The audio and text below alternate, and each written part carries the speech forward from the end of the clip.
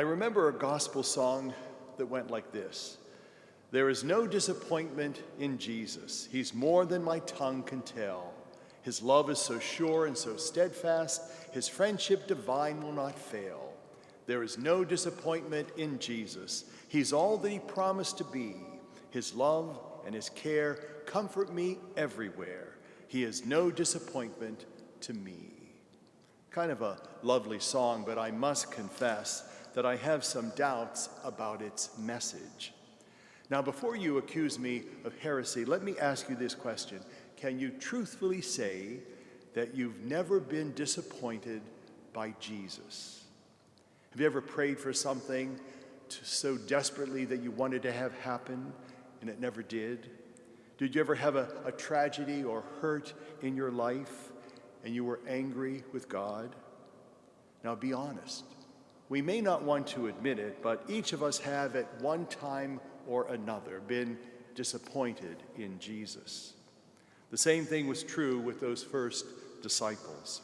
They asked Jesus to increase their faith, and I'm not sure what kind of response they expected, but it wasn't the one they wanted. Obviously, they were disappointed. In response to their question, Jesus told a story about a servant who worked all day in the fields, then in the evening had to prepare his master's dinner. And for that, the master didn't even say thank you. That had to be disappointing to the servant, correct? Jesus applied that same story to the disciples when he said to them that they should attend to their duties like any servant does, and not expect a great deal of praise for it. That response had to be disappointing to Jesus' followers. When you are looking for an increase in your faith, you don't want to be reminded of something so mundane as mere duty. Duty, for many of us, is really not glamorous at all. Jesus pointed out that the master did not even thank the servant for doing what was commanded of him. That may seem heartless, but it's a fact of life. You know, doing our duty, for the most part, is a thankless job. We do it without applause or recognition. No one brags about paying their taxes, do they? Now, don't misunderstand me. I think it's a good thing to express appreciation to someone for a job well done. But it's a bad thing to expect that appreciation and to refuse to function without it.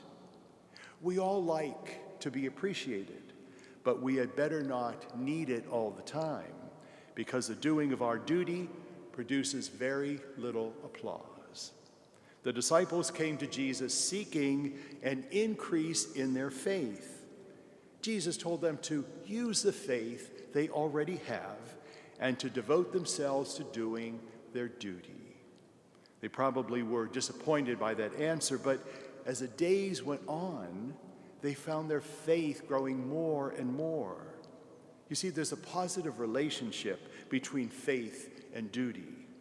The people I see with their sleeves rolled up and doing their job are the ones most confident about their life and most hopeful about the future.